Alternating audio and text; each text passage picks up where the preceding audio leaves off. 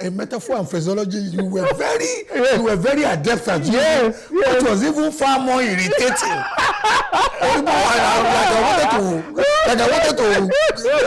It was even far more irritating. Yes, because I had also been a student of stylistics in school. I remember my stylistics lecturer telling us that style is idiosyncratic, which means it differs from person to person. Soyinka's style is different from Achebe's style. Achebe's style is different from J.P. Clark's style. Style was peculiar to each of them. So also with the president. Donald Trump had his style where he would personally tweet and land himself in trouble. And leave his media team to not be packing this. And then President Buhari left things to us. We just needed to cross-check very crucial things with him before we issued. Now let me give you an illustration. During COVID, you know, there was a lot of trepidation everywhere. It was going to wipe out the world. It was going to wipe out Nigeria particularly, and the black race. So, when there was going to be a shutdown, the president made a broadcast. A week after, he made another broadcast. And in another 2 weeks, he made another broadcast. 3 broadcasts within a month. I was then on the radio station and somebody called in and said, "We want the president to speak to us. He must speak to us. He must speak to us." And then I asked the person, I said, "This month alone, there had been 3 broadcasts. Isn't that president speaking to the country?" But that was a time. Then what they wanted was a president like Donald Trump who would be tweeting and... But that was a time when many world leaders, many more world leaders were almost literally in the faces of their populace. The president rose to the occasion and he set up a presidential task force under COVID, headed by the Secretary to the Government, Boss Mustafa, which did a fantastic job. In fact, the UN Secretary General commended Nigeria for the way it tackled the COVID challenge. What mattered was result and not just the body movement. Nigerians just wanted a president who had all the body movements. Okay, let's speak to some of we've tried the idiosyncrasies of the president, but you also have some very peculiar idiosyncrasies. That means the style is idiosyncratic. I'm coming home to you. Okay. Because at least I could sympathetically pardon you. Speaking for your principal, but you also took on some unnecessary battles. How did the Wailing Wailers, how did that emerge from lexicography? Yes. If you also read my book, a whole chapter was dedicated. But you must tell our viewers. Yes, I'm going to tell it now. A whole chapter. Maybe that will even make some people buy your book. A whole chapter was dedicated to the Wailing Wailers. What happened? In the early days of the administration, Olisa Metu was a spokesman for PDP. Anything the president did or did not do, he will issue a statement. If it rained too heavily, he will issue a statement against Buhari. That was his portfolio. If it didn't rain, he will say it's Buhari's fault. Anything, he issues statement. It became very exasperating. To you? No, well, to anybody who was following and partisans of your party. Oh, well, we were in a large number. So one day, he issued one unnecessary statement from my view. I then did a tweet. I said, these people were in power for 16 years. Now they have lost it. They do not seem to realize that they are not going to taste that power for a long time. I then ended it with Wailing Wailers. So who was I talking to? PDP and a spokesman, Olisa Metu. That tweet was done in August 2015.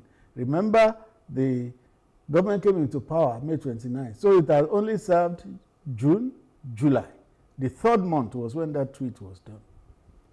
War followed. He has abused us.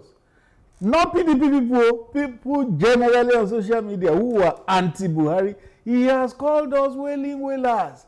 He is disrespectful. He is this, he is that. So they assumed that epithet for themselves, that they were the wailing wailers. And because I didn't refer to them as wailing wailers, and they adopted it. So I said, well, if you have adopted it, you are welcome to it. Would you want to agree with me that you see sometimes you present a very innocuous facade or visage of a face, you act like you can barely kill an ant, but you are a very mischievous. When it comes to matters of the pen, you could be very willing willers. Yeah, because we knew Bob Marley and the Wailing Wailers. And then we had a party which wailed about everything. So I then called them Wailing Wailers. So as innocent and chubby as the face looks, don't be fooled. This man sometimes goes to hunt for a fight. Well, Shakespeare says there's no art to find a man's construction in the face. Okay. So Now, reminds me of another TV host who said, talking about the same thing, he said, you are a gentle troublemaker. Indeed, a gentle. Some of us knew that you wouldn't want to run away from a fight, but you would pretend and give a facade of a very comely, homely. I don't give a poncho, but you may slightly be biting. Anyway, there were some unfortunate incidents in Aso Rock that any media professional would find it difficult to manage. Some reported encounters between Her Excellency the First Lady and some family members. One incident when there was a chase and somebody jumped the wall and there were some reported shots fired. I'm picking my phrases well. I wasn't there. It was in the public domain. And moments like that, somebody like you and Malam Garba Shehu would have to not only sit by yourselves, but sit with your coterie of strategists. What did it take? How did you manage such, on the one hand, it related more with the family than with the person of the president. Exactly. On the other hand, the people would need some modicum of logical explanatories, quote unquote. And I was thinking, I once told a friend then, what would you expect?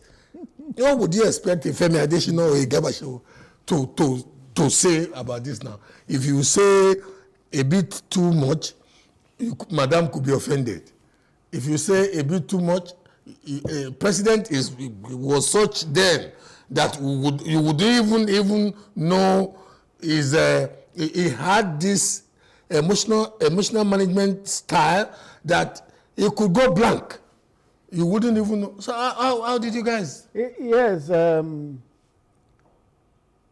for me and for us in the administration, family was off limits. Off limits. We didn't touch family. I remember that you emotionally lashed us with that line too. Some of your lines are coming out to haunt. Who first used that line? I think it was it Obama during the campaign, and there was an issue about. But you borrowed it. You borrowed it abundantly. I borrowed it. Obama said no, family is off limits. So me too. That was the position I took. Family is off limits. I was. And I was feeling. You want me to give you? And I was feeling. But boy, you're not Simone Labo boy.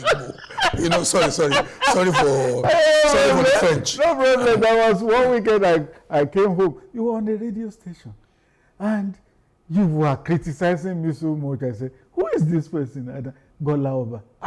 What did I do to him?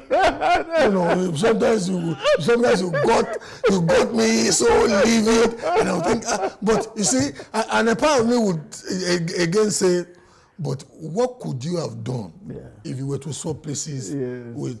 I'm not doing this as a PR for you. I know. Because some people are watching now and they're feeling, you know, I still have my cane somewhere in Okinawa. I didn't want to speak the French, but you have helped me now to speak the Yoruba. So I have my book. Yeah, you know, it's a very delicate and sensitive assignment, and you have to use your sixth sense to do it. Otherwise, you land yourself in trouble. You became the first Nigerian to hold the position for 2 terms of a president. Yes. Is not only in Nigeria, in most liberal democracies, it is perceived to be one of those portfolios with loads and loads of banana peels, littering the welfare of the professional or the person handling it. Because whichever way you speak, some will be happy, especially loyalists and partisans of the party of the president. But some, even if you woke Rotimi Williams from the grave, and Gani Williams and Gani Fawayimi was backing Rotimi Williams. You couldn't, you know, that was how, because of the rabid partisanship that social media. Before we go into, you became the media advisor of the president in an age when conventionalism left journalism, left public relations, left public perception management. Now, speaking to students of journalism, public relations, because at some point we have to appropriate some of the experiences you gain there for the benefit of, especially as it relates to the fecundity, most times negative ones, come from the social media. How did you go about it? It was really tough. You see that it was under that administration that social media exploded in Nigeria. It has started under Jonathan. You know that Reuben Abati had to tackle people on social media at a point. But by the time we came in 2015, it was everywhere. It almost became a national distraction. So what I did was I had to get on all the platforms of social media too, Twitter. Used by you people. This is how it happens. There is a digital team headed by Tolu Ogunlesi. When we do statements for the president, most of which are approved by him, they then convert it to tweets. That's how it happens. So is a proxy kind of. Oh yes, it was the statements we had issued. The backroom guys are already chasing us out of the studio, but I can't but ask this. Looking back now, and the incumbent president has been very circumspect, not making any negative allegation about his predecessor, but we have some officers of the executive now speaking to how some things were done for processes, procedure, and the rule of law. You, as somebody who was part of that administration, how do you sometimes feel when you wake up and you see there are still allegations, and you see the Emefiele and the CBN story go one way? You hear some, you read about some abuses of processes and how it did seem, if one were to draw a picture, that the president was being, not directly, but in a way being painted not to be in control. On January 16, when this book, Working with Buhari, was publicly presented, President Buhari was there, he made a speech, and he said, when things are not put on record, revisionists will have the day. He said, for everything that was done under him in his administration, should look at the records. So all those who are talking today, they will fare better if they go to look at the records to find out what exactly happened under President Buhari. If they look at the records, they will find that their questions are already answered. Is it Reverend Femi Adesina? I don't like when I get this tricky, honestly. Even me, I was thinking, I know you are, you have an ecclesiastic title of a sort. I do. Is it Deacon? I do, Reverend? but I just love the one brother. Oh, brother. You call me Brother Femi, I'm okay. To be honest with you, loyalty is said not to be an act that is done only when you are seen to be doing it. That you are still standing by your principle and using the giftings of God in your life to still want to give the record as best as you believe it should be seen. This is where we wrap it up. Additional, I am Bola Oba.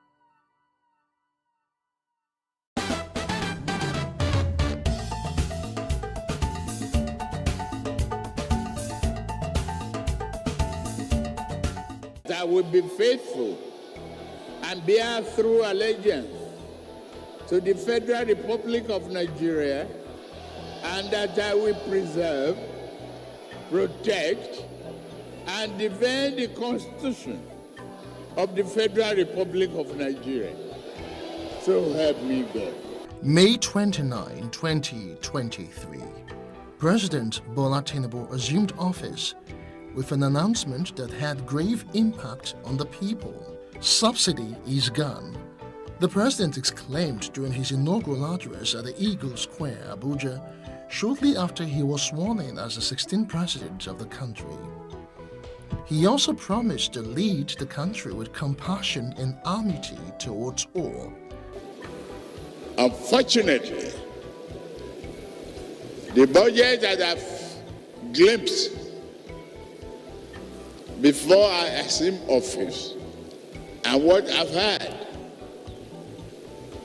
is that no provision is there for fuel subsidy. The fuel subsidy is gone. Despite the assurance by the president's team that the subsidy removal was not immediate, the announcement sparked reactions as popped up across the country as most filling stations quickly saw an opportunity to profiteer off the situation. As expected, the Nigerian National Petroleum Company Limited (NNPCL) announced an upward review of its fuel prices across filling stations in the country, setting the stage for a nationwide increase in fuel prices. Also, at the dawn of this administration, the Central Bank of Nigeria (CBN) abolished the country's multiple exchange rate system and effectively floated the naira. The nation's currency had seen a free fall ever since. Like every other Nigerian, the civil servant is struggling to eke out a livelihood. These decisions by the government couldn't have come at the worst time, when he is struggling with high inflation, unemployment and poverty. Even the rich are not left out. Honestly speaking, I think in Nigeria right now, anybody that tells you that is not feeling the pain is lying to you. Cost of living is very expensive in the market. All the landlord has added money for their rent. Transportation is not like before. So Nigeria is too hectic. It doesn't be easy. The hierarchy of fare, feeding, no matter how, no matter what, we will survive. In the wake of all of this, experts say the impact of the subsidy removal on the cost of living among Nigerians is expected to be significant and negative, at least in the short term.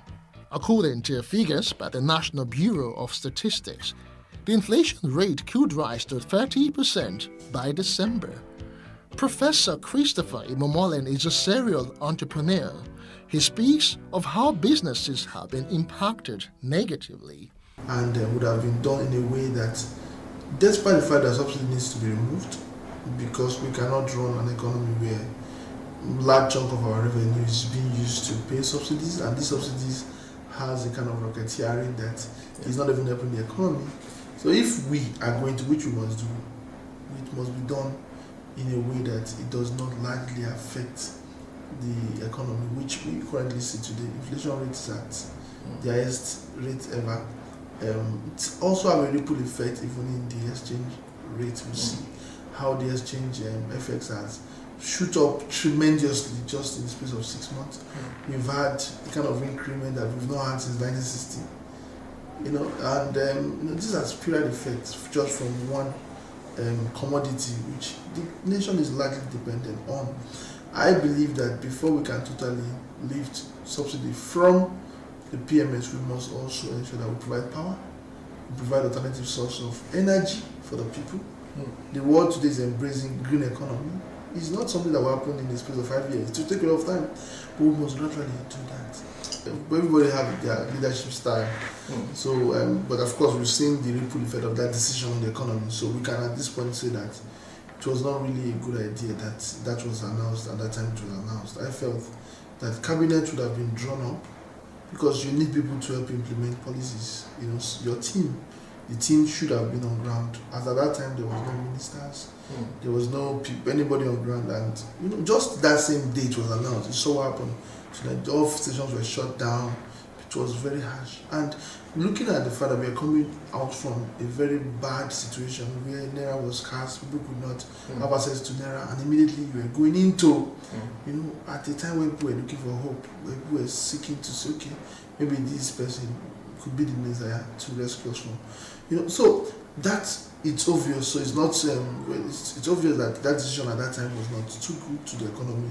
It should have been done at a time where you would have consulted, and you cannot consult as a president, and you would have gone through your team, and that would have been done through after you have set up at least to a large extent your team inaugurated them. Then immediately you start running.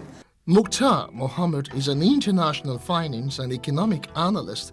Although he supports the removal of fuel subsidy, He sheds light on how the Naira float and recent policies are affecting the economy. That will encourage them to begin to think of establishing it here in Nigeria. Instead of you telling them you're banned, they'll find other ways to gain FX. And most of these 41 banned items are items that Nigerians generally want to make use of. So you need to also look at that also. So it all depends on the implementation of this policy. As it stands, the elimination of fuel subsidy has brought both challenges and opportunities. It has led to a 150 to 200% surge in fuel cost, that is about 500 to 600 naira across the country, that is per litre. Food inflation is also skyrocketing. It's not cheap at all. Though. Many people are suffering. To even get the money to buy food is a problem. And the market also now is very expensive. We are not making it at all. Even you that are selling it, there's no gain on the market these days. Small and medium-sized enterprises are facing difficulties in accessing affordable power. Come and tell us, how much did you buy it? How much are you buying it for? Residents say they cannot afford even alternatives as they are disillusioned by the hack in liquefied petroleum gas, LPG. We don't really, they should try and help us. The thing is tough, everywhere is hard. But they should, at least gas is what we survive with, we cook with it, so they should try and help us. So what alternative do you think you will use outside of gas? Charcoal stove, that's the alternative for me, because here you cannot use firewood inside your house. The gas 1 kg is 900. So before we are buying it, is it 350? Yeah, so things are cost now, so I think they should help us to reduce it. As the debate on the merit and demerit of fuel subsidy removal and Naira float continues, how are ordinary Nigerians finding ways to mitigate the impact of these policies on their daily lives? While some have reduced unnecessary trips, others have adjusted their budget and spending habits. We had to do away with so many things and just do with basic needs, and that is food, water, go and sleep. No unnecessary outings, nothing, because the pocket go tell you now. The food matter, now that one was pass. Because before, how much be the litre of rice? Not be 120. Now we dey buy at 1,900. 1,900. Just consider the person that get 4 children now. How you want to survive? I beg. Now beg we dey beg them. Make them help us so. This thing too much. Too much. Ororo, ma'am, rice, everything. Wetin happen? Wetin we do them? Make them help us. No smile, nobody dey smile. As I dey talk to you now, I dey vex. Yo. Because e no even easy. No water, no light. Fuel wey we dey even dey manage to buy, we no fit buy am. Everything just dey stand still for this Nigeria. It's not been easy. In fact, it's only by the mercy of God that people are being sustained now. What you buy today, tomorrow it has added. What you buy this morning, by 2 hours time, the price has skyrocketed. In fact, we don't know who to cry to. We are only at the mercy of God now. Our children cannot feed well. Mothers are going hungry because of the children. Because when it's not enough, you have to feed your children first. We don't know who to cry to. All we are begging is that God should come to our intervention. Persistent inflationary pressures in the economy have accelerated poverty in the country, with purchasing power continuing to slump over the past few months. As a measure to address these difficulties, the federal government had announced a 5 billion naira palliative for each state, including the Federal Capital Territory, to cushion the impact of the removal of subsidy. The fund was shared in the ratio of 52 to 48%. Experts are voicing out their opinions on the workability. We spoke about student loan. We said September. Nobody's saying student loan. Talk about CNG. So everything is just like ghost. It's as if nothing is happening. And when people start talking, it's look as if maybe we're against government. We must just talk so that this country will grow. We want this government to succeed. And this is what we are saying now. If everybody just keep quiet and everybody is nodding their head, no, you are doing the best, and this country will fail and every one of us failed. So government needs to start looking at the right thing to do, and the people need to also adjust. Going forward, here are some suggestions by experts on how to cope with fuel subsidy removal in the country. Reduce dependence on petrol-powered generators.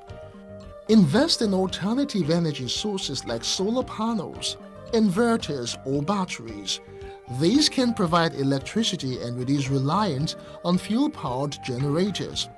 Use energy-efficient appliances and bulbs to minimize electricity consumption. Adopt energy-saving habits such as turning off lights, fans, and electronics when not in use.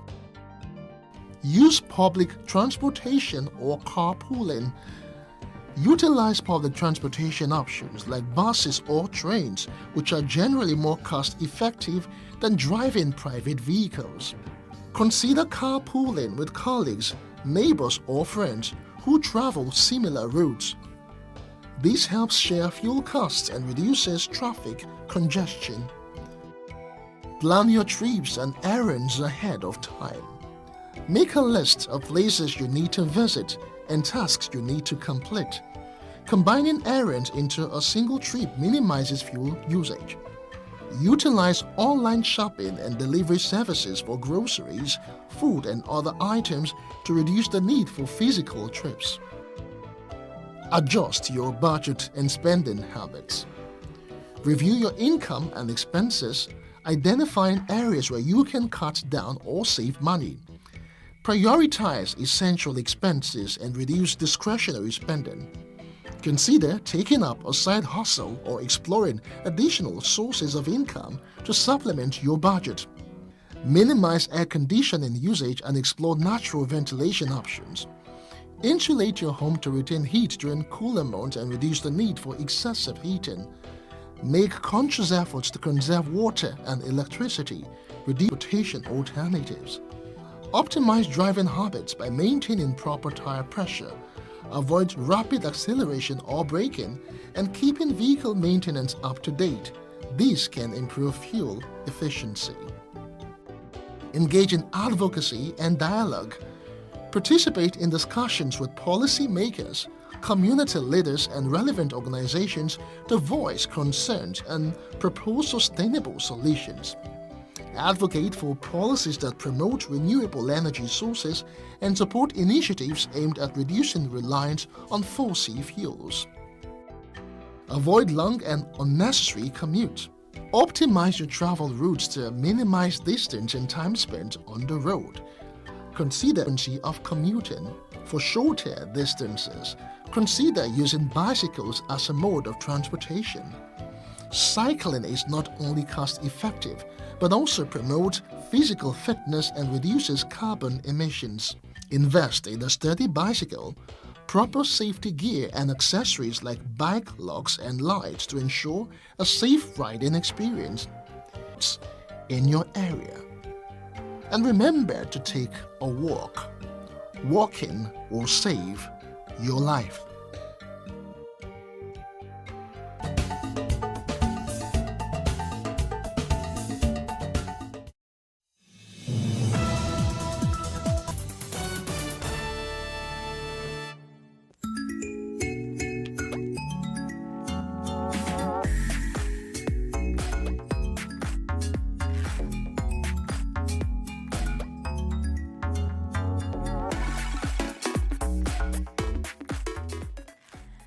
Elder care can come as a job that one did not apply for, anticipate, or even desire to do. However, whether a responsibility or an obligation, it is a task that must be done by a family member or a professional to assist the elderly. Today, we examine the challenges as well as resources available to best care for the elderly in our families or communities in their golden years. Hello and welcome. I am Oriani Tangishaka, and this is Our Voices. Here with me are I am Oriani Tangishaka, and this is Our Voices. Here with me are my co-hosts, Ginny Niwa and Simonish Yakoye. Ladies, did you ever experience taking care of an elderly in your family or someone who was ill? and just had to step in and do what you had to do? Personally, not with full responsibility. I remember helping out when my parents and when my aunts were taking care of my grandmother. After all her children were married, she lived with one of my aunts and she was taking full responsibility. But the others did not also live that far away, so they always alternate to help out each other. I was young, maybe like in high school. But now I'm an adult, and it's now time for me to take care of my parents, but I don't live close to them. So we have a family member living with them, and I oversee things from here. But it feels so different. Like it feels different from what I used to see when I was young, or from what I was expecting I would do when I get older. And it comes with some kind of guilt as well. Yeah. What about you, Niwa? So I haven't experienced it, but I'm also a second-generation diaspora. So my mother and her sisters, and you know, they all in their 60s. So now there's a question on whether they're gonna live with us, stay with us, or should we, you know, prepare for them to return to the country. But we know that they're not gonna have like the proper care. We don't think so. Right. So, and even that conversation, we don't have that conversation. It's a scary one. It's a scary one, and it's not in our culture. You know, culturally, if you talk about somebody being sick in the future or die, it's not like a good. And they were getting older, so it was my father, by the way. So when that happens in a family, we find ourselves like, oh wait, you know, somebody has to step in. You go through different phases. You go through the phases of being sad that the person continue to be talked about in families Definitely. to anticipate. Yeah. Well, while the issue of caring for an elderly in Africa is seen as a natural responsibility of the families or communities, the African Union has also enshrined in the provision of the protection of the rights ratified it. Well, in many African societies, elders are highly regarded as important figures who keep the culture alive and guide the young. However, sometimes not help when it comes to obtaining health care. Juma Majinga reports from Nairobi, Kenya. In Nairobi's informal settlements of Kibra, we meet Anne Musanga, a 70-year-old widow. She says that all her relatives died, and she has no one she can depend on if she gets sick. She says her biggest problem is not being able to get medicine when she needs it. When you visit a hospital like this one, you get examined, but you're told there's no medicine. That's the challenge we have. We're asking ourselves, is it that we, the elderly, are not supposed to get treatment? Or indeed, there are no medicines? That's what we don't understand. Health Services Coordinator for Kibra Sub-County says that despite the global increase in life expectancy and therefore in old age adults, developing countries have not had a corresponding increase in social and healthcare support systems for them. As we are dealing, we always interact with the old, the elderly, and when they come to our facilities, majority of them mostly present with the non-communicables. We have, then now we have the communicable diseases as well. Accommodate as many older persons. To help, Agnes Karaoke founded the Kibra Daycare Center for the Elderly as a way to bring old adults. Says that since its inception over 3 decades ago, it has helped over 6,000 people, including 1,200 who are currently enrolled. While it can't help them get the medication or the care they need, Karaoke says it can help in other ways. They have a shoulder to cry on. They come and interact with their peers. What we do is invite expert speakers like doctors, nutritionists, lawyers, or social workers to speak with them. Old age comes with different challenges. As for Musanga and Ngugi, they hope their access to care. Juma Majanga, VOA News, Kibra, Kenya. Well, for a better understanding of the trends of elder care on the continent, we turn to Dr. Okosua Ajemang, Senior Lecturer at the Department of Social Work, Center for Aging at the University of Ghana. So much for being with Our Voices. Can you hear me, Doctor? Thank you. Right. Well, as you follow closely elder care on the continent and specifically in Ghana, tell us briefly, historically, how have families, and is it viewed or handled differently today? Thank you very much for that question.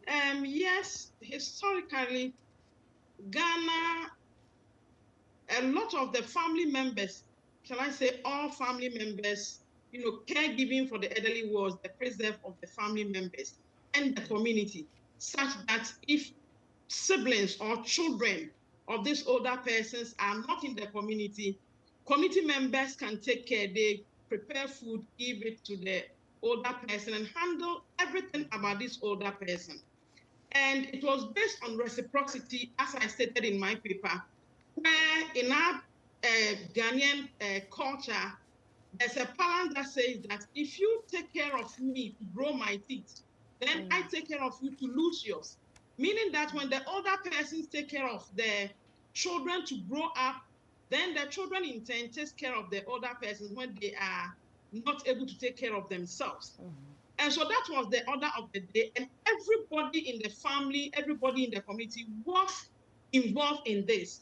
Today, it is not so 100% because society have changed.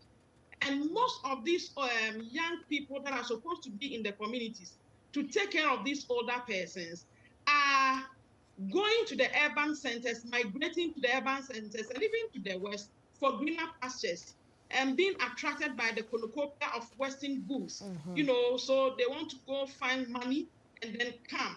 And because of that, these younger ones are not in the communities again. If you look in a row, because ladies or women were supposed to take care, mostly in our African context. Now we are all going to school, so the children are no more around. And so caregiving for these older persons is not as it's used to. And one of the reasons is also that we used to be an extended family, where we have our grandmothers, grandchildren, everybody in one place. Today, society is changing. And so sometimes grandchildren are not even able to even meet with their grandparents. And so caregiving is becoming a problem now because of the cracks or the breakdown of the extended family. So we still have them in piecemeal, right, Doctor, in our various communities. So things, yes, Doctor. So things are changing. We're going from the community being involved to almost one individual sometimes. So what is and what should be the role of local, state, government in the lives of the elderly? Thank you very much. We always, recommend that government comes in. In our part of the world, here in Ghana, we have what we call the aging policy, which is not even passed into a bill. So we a law, so you cannot even use that. But if government, something can be done. Currently, we have the NHIS, we have LEAP, we have some that help with this older person, but those who qualify mostly are those who are in the formal sector. But what about those who are in the rural area? So we're advocating that either we come back to where we were in the extended family, or government comes up with a program and a policy like you have in the West, where maybe we have some soup kitchens here, we have nursing homes there that people can go to or send their older persons when they are not able to take care of them. Here we don't have. NGOs are playing a role. Individuals are also playing a role. Center for Aging Studies is also playing a role, but it's just in some piecemeal. It's not government-based or state-based. So sometimes it's very difficult for one of the things. So maybe let's talk about the Ghana case specific. Their role is evolving. So who is filling the gap? Are NGOs or community centers sufficiently closing this gap in elder care? In fact, it's the NGOs and individuals that are closing the gap. As I said earlier, government have no institutions yet for older persons to go to. So some NGOs and individuals have come out with some of these institutions that they accept older persons to care for. But it's very expensive, so it's not everybody that can send their older people there. But at least they are trying to close the gap for us. A lot of groups are springing up. Churches are also gathering these older persons, and more or less just for philanthropy, where they can, hand some things over to them and then link them to resources where they can find. But currently, they are the ones that are closing the gap and not the state. Absolutely. We have a state well-established institutions Right. or something that says that Dr. Kuswa, we want to thank you. especially when they are involved. Yeah, thank you. Thank you for bringing, this issue into light. We understand that there's so much more work to do. We truly appreciate your time and insight. It's now time for a short break. When we return, we'll talk with Dr. Aisha Kwenu Tefera, registered nurse, and founder of the Ultimate Care LLC for care of Africa's elderly. She said that it is vital to provide the elderly care in the comfort of their home to improve their quality of life. What are your thoughts on this topic? We ask you to share this on our social media platforms, Facebook, Instagram, and X. Use the hashtag VOA Our Voices. Stay with us. We'll be right back.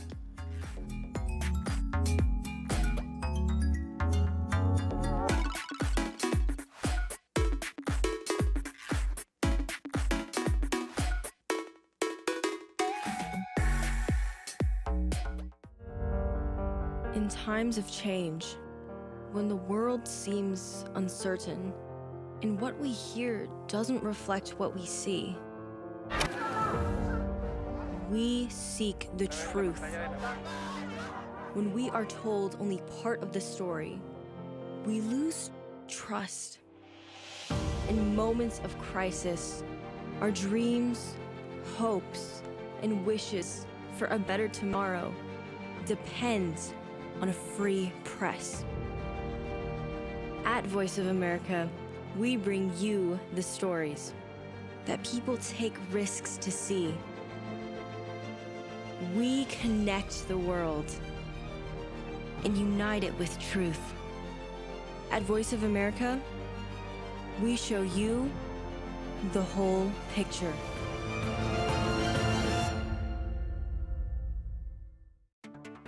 On the next Straight Talk Africa, an old virus now has a new strain that has spread worldwide and is now a global health emergency.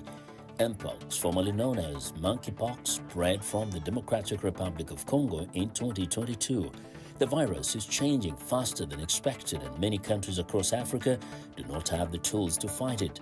Join me, Vincent McCory, for an in-depth conversation on fighting Mpox on the next Straight Talk Africa. Health, wellness, sport, beauty, medical breakthroughs. Healthy Living cares about your well-being. What are the main health concerns in Africa and around the world? Find out the latest on coronavirus. Connect with our experts and ask them questions. How long does the virus stay? Join me, Linor Moudou, in Washington, every week on Healthy Living, right here on VOA.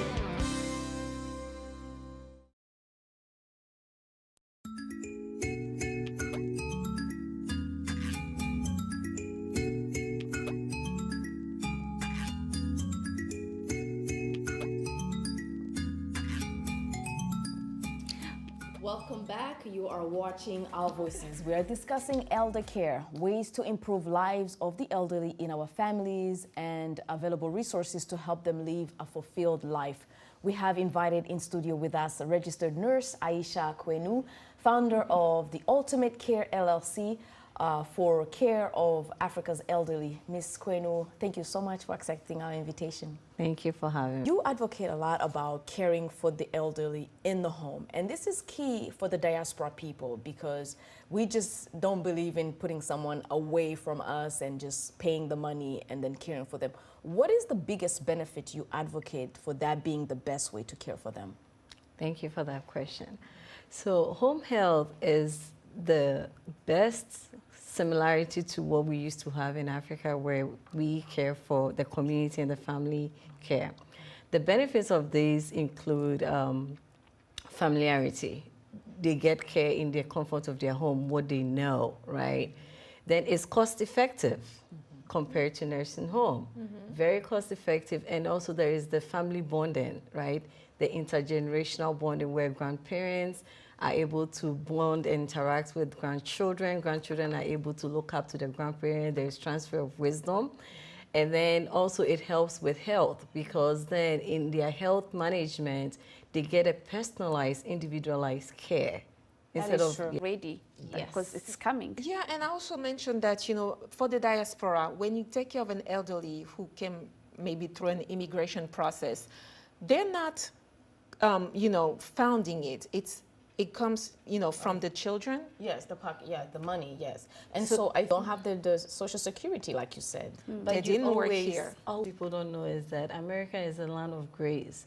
Always try, go out there, ask, right? Resources. And then let them There come are and do. resources Yeah, out there are resources out there. Okay. Don't suffer alone. Right. And if out there, ask. And if it's no, you did ask. And if it's not, they will point you to the right place. I agree. There are some organizations that are literally give free money to people in their specific communities. There's always some resources. But give us a glimpse of how much it will cost per month to have a service like yours, maybe not yours if you don't want to share that, but a service like yours, to have someone come in maybe 3 days a week, how much would that cost approximately? So the hourly rate nowadays has been starting from ranging from $35 to about $40 an hour, right? So it depends on the hours that you need. So if you need somebody for 3 hours, 4 hours, and mostly most agencies will do 4 hours, there's a travel time and all that costs associated. So if you are looking at that, you're looking at about maybe 500, but if it's 8 hours, you're looking about, a little bit for more. a month, you're looking about over $4,000 to $5,000. It is costly. But you know, you have to weigh your It can options. Yes, yes. That's why you And need preparing ahead of time and planning for it ahead of time. planning ahead of time. And having the Oh, conversation. Yes, exactly. yes, Do you help the it's- families get that conversation? Yes, we Okay. are always there to help them to have that conversation, and Okay. it's okay. Okay, great. Well, this is our show for today. I'm so thankful you made it to be with us on set. Thanks to all of our guests, Dr. Okosua Ajemang, Senior Lecturer at the University of Ghana, and Aisha Kwenu, founder of the Ultimate Care LLC for the care of Africa's elderly. Also, thanks to our editorial and production team on Our Voices. On behalf of VOA, thanks for watching. Until next time, cheers.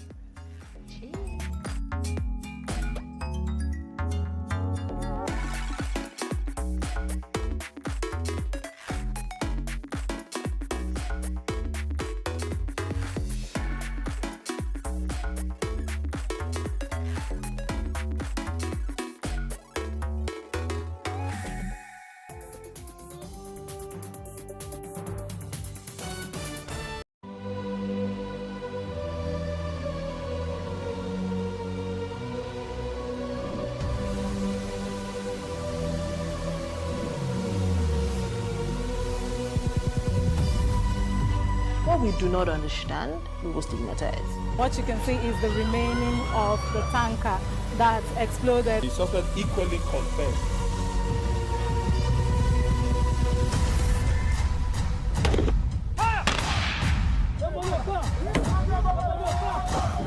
Now 500 naira they collect am. If you no talk, dem go beat you. Na 2,500 I dey pay.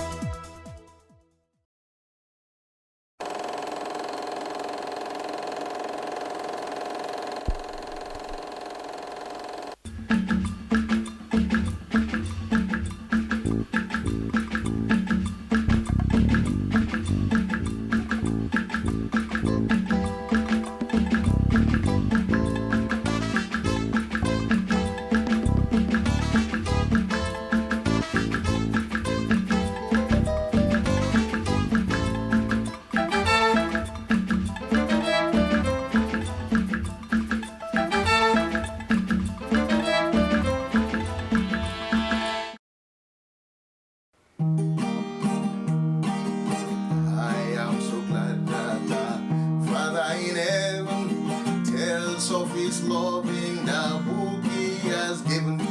Shemore Badejo holds a first degree in mass communications, master's in communications arts, and a PhD in social psychology, specializing in mass mobilization. He cut his professional teeth at the old Lagos State Broadcasting Corporation, where he worked as a reporter and a news anchor. He later worked with the Guardian Group of newspapers as a journalist and writer.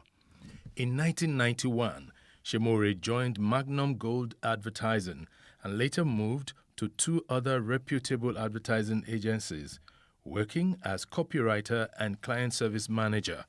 He was a pioneer staff of the first financial corporate communications outfit in Nigeria. He established Concrete Communications Limited in 1998, a communications consultancy outfit positioned as communications auditors for corporate organizations and government agencies. It is on record that his professional expertise has sustained a lot of brands introduced into the Nigerian market and our current business. He conceptualized and produced the first MTN-sponsored Yoruba radio program titled Tenin Teni. The program, which ran on 6 popular radio stations in southwest Nigeria for 13 weeks, was nominated for the prestigious Nigeria Media Merit Award under the category of Radio Program of the Year. For many years, he was a part-time lecturer at Wesley University, advertising and public relations facilitator in so many fora. He is a registered member of the Advertising Practitioners Council of Nigeria, APCON, Nigerian Institute of Public Relations, NIPR, and a fellow of the Institute of Info. He is also a knight of Charles Wesley. Let's welcome Shemore Badejo. Thank you for having me here today. It's a pleasure. It's very nice to have you here. You know, I've always seen you as a man of many parts. I can't say too many parts because I see you are still acquiring more and more. Not too long ago, you got yourself a PhD in, of all things, psychology. Yeah. What led to that? Well, I have a background in communication, and I practice communication. And basically, I just feel that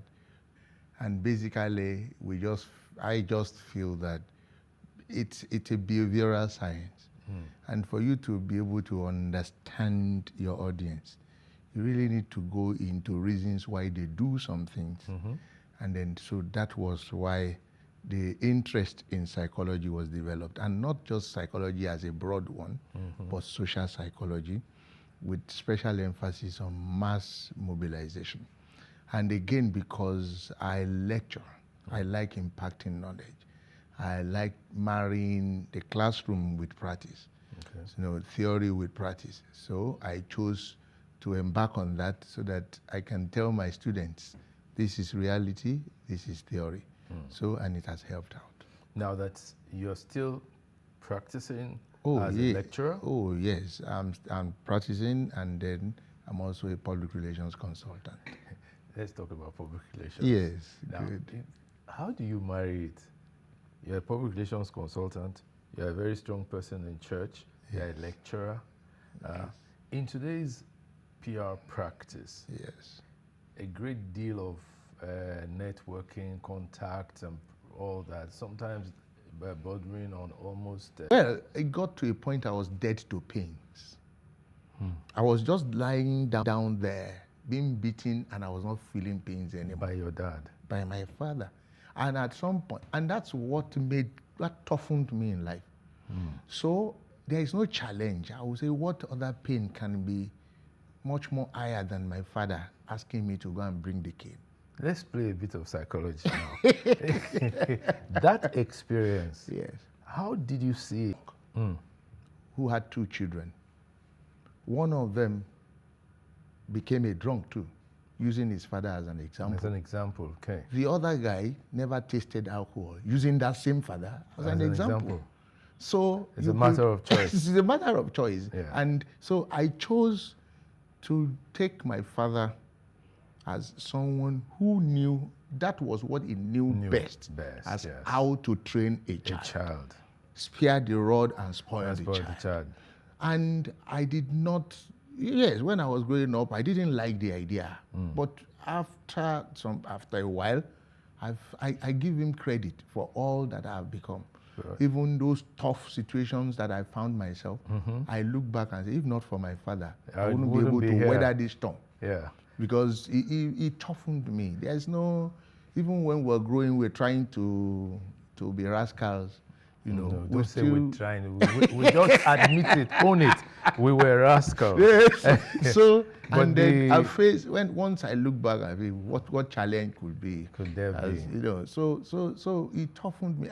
I saw the positive side of those the experience. Yeah, those trainings. That's what I saw. But there's something else that you got from your father that you are also passing on mentalists. Oh yes. And you're making I remember, I think 1974.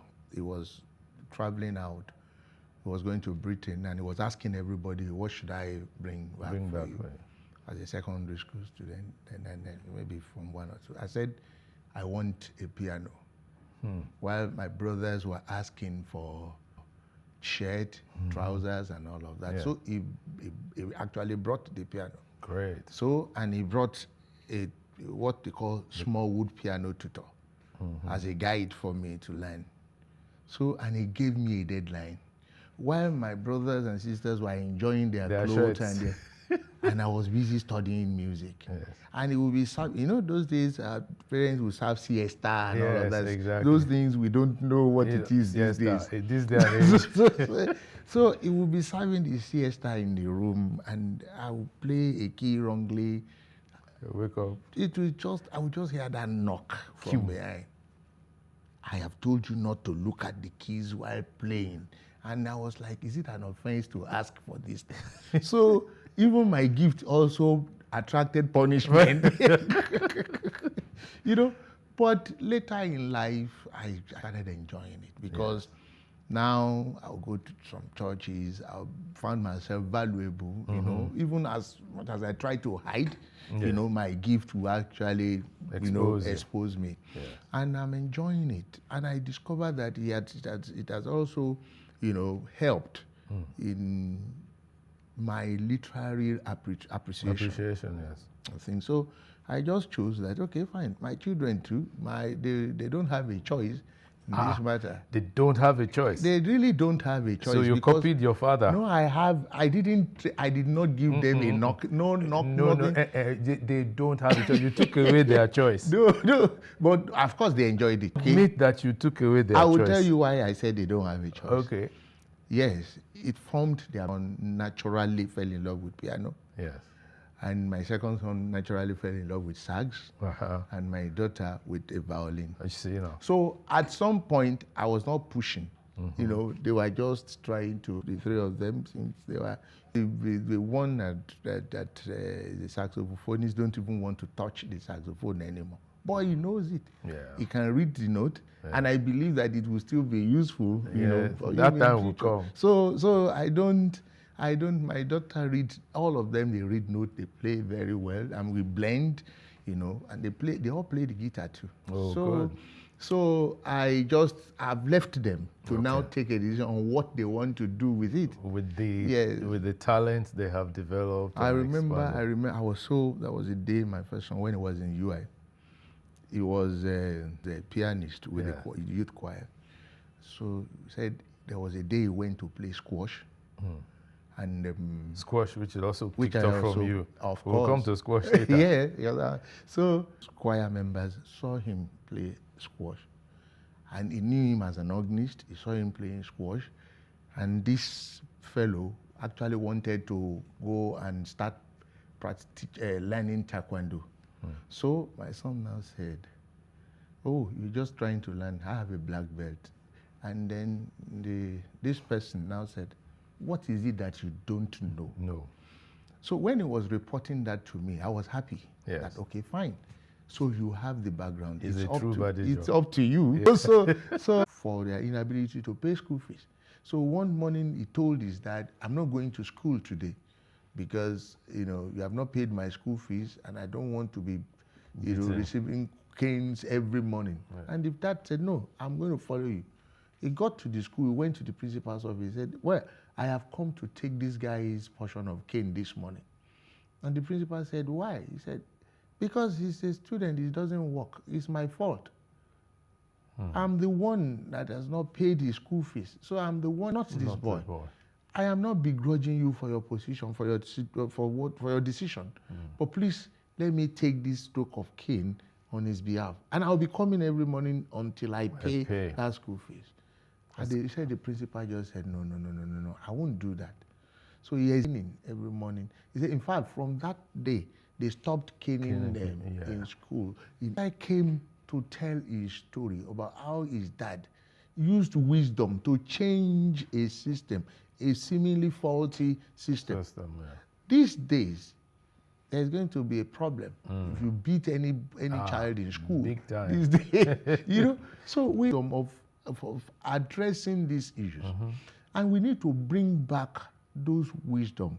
We need to let them know that everything is not about protest. Everything is not about. It's about looking at it holistically and finding a way. It should be a matter of constructive engagement. So I'm happy that for over a period of time, we've had over 100 guests coming to talk. And I keep telling people, because this is a question I always, I'm always faced with. What is the need for you? Why are you doing this? I said, I'm happy when this message is getting across to who it is getting across to. It is not financially driven. It is just patriotically driven. It is something that I feel that our children need. And then so that maybe you can record my own episode. And we are getting all that. And I believe that we just need to just sustain. We just consisted we'll have them on. And then I believe that over some people, their own